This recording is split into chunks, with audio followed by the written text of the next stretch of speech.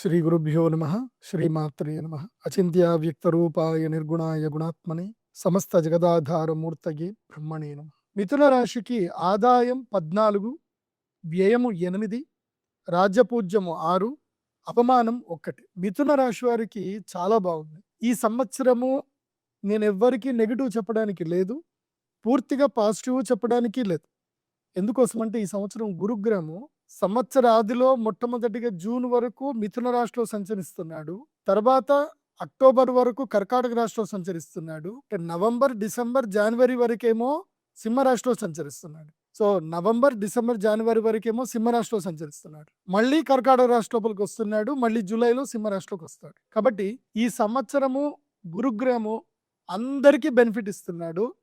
అట్లాగే శని ఎవరెవరిని ఇబ్బంది పెడుతున్నాడో వాళ్ళందరికీ కూడా గురుగ్రహం బెనిఫిట్ చేసి వాళ్ళని ఒడ్డున కూర్చోబెడుతున్నాడు. కాబట్టి ఈ సంవత్సరము ఎట్లాగైతే అధిక మాసం వచ్చిందో 33, 33, 33 అన్నట్టుగాని అందరికీ సరి సమానంగా ఈ సంవత్సరం గురుగ్రహము అదృష్టాన్ని పంచుతున్నాడు, సమానత్వాన్ని పంచుతున్నాడు, అట్లాగే దురదృష్టాన్ని కూడా రాకుండా కాపాడుతున్నాడు.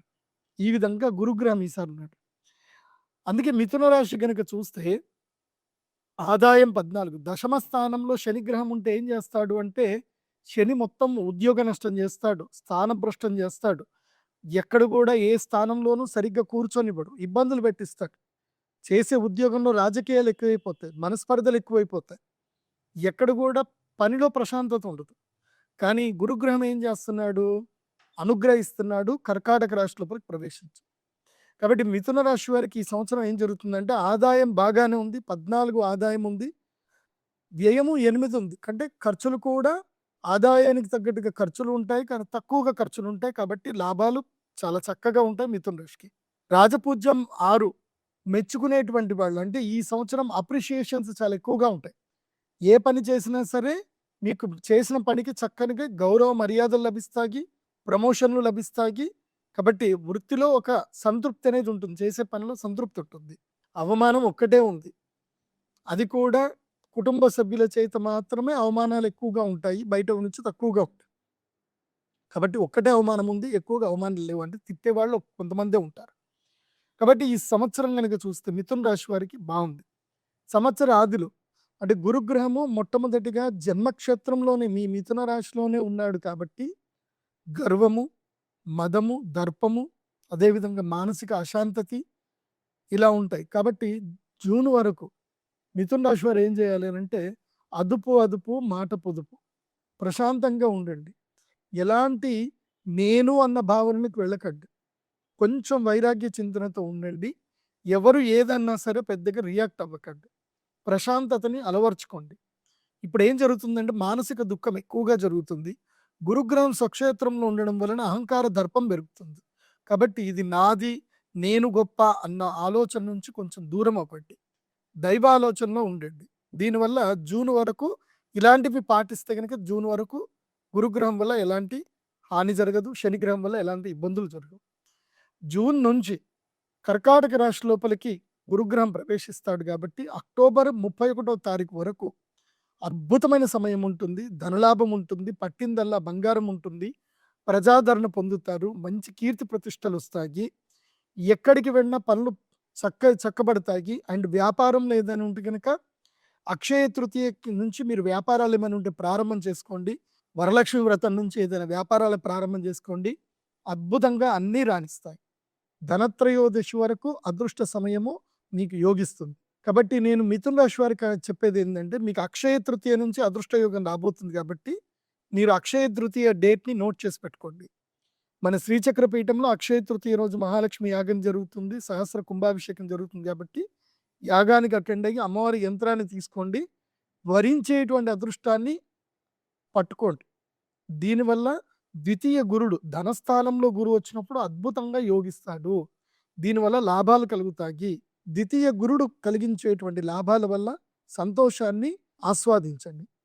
మెంటల్గా ప్రిపేర్ అవ్వండి. ఏంటంటే నేను జూన్ నుంచి అక్టోబర్ 31 వరకు ఏదైనా బిజినెస్ చేస్తాను, కంప్లీట్గా వర్క్లో పడతాను అన్న మెంటల్గా ఒక థాట్లోకి రండి. అండ్ అక్టోబర్ 31 నుంచి జనవరి వరకు ఈ సంవత్సరం మీరు తప్పకుండా అయ్యప్ప దీక్ష స్వీకరించాల్సిందే. ఆంజనేయ స్వామి దీక్షలు గాని, అయ్యప్ప దీక్ష గాని ఏదైనా సరే దీక్ష స్వీకరించాల్సిందే.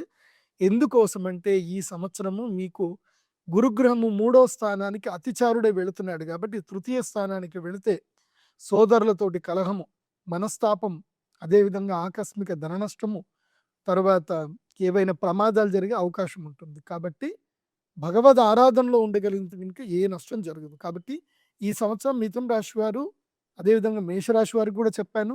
మీరందరూ కూడా తప్పకుండా ఈ సంవత్సరము హరిహర సుత అయ్యప్ప స్వామి శాస్తా దీక్షలు స్వీకరించండి.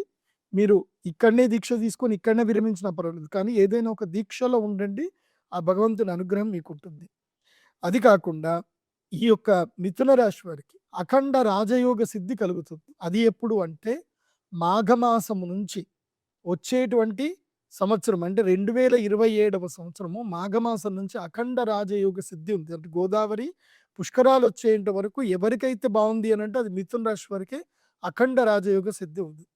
ముఖ్యంగా రాజకీయంలో ఉన్నటువంటి వారు ఎవరైనా ఉంటే ప్రజాదరణ పొందడానికి మీరు కొత్తగా ఏవైనా పనులు ప్రారంభం చేయాలి. పాదయాత్ర చేయాలనుకున్న, ప్రజల్ని కలవాలి అనుకున్న, ఎప్పుడు ప్రారంభం చేయాలి అని అంటే రాబోయేటువంటి 2027వ సంవత్సరము ఫిబ్రవరి నుంచి స్టార్ట్ చేసుకున్నా, లేదా వచ్చే ఉగాది నుంచి స్టార్ట్ చేసుకున్న బాగానే ఉంటుంది.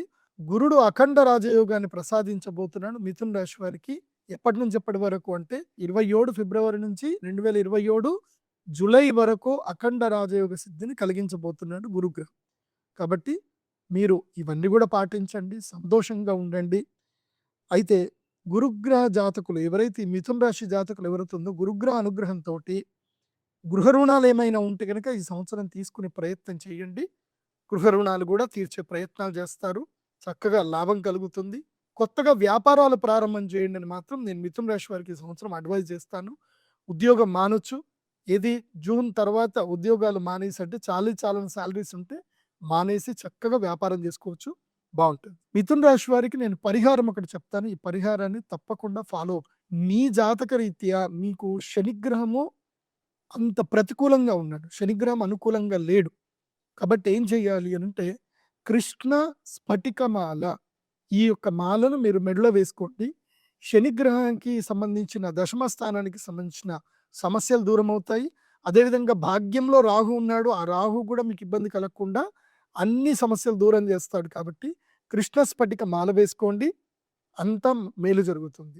ముఖ్యంగా ఈ సంవత్సరం మీరు దర్శించవలసినటువంటి దేవస్థానం ఏమిటి అంటే గనక మహాకాలుడి యొక్క దర్శనం చేసుకోండి. ఉజ్జయిని మహాకాళేశ్వరుడి దర్శనం చేసుకోండి.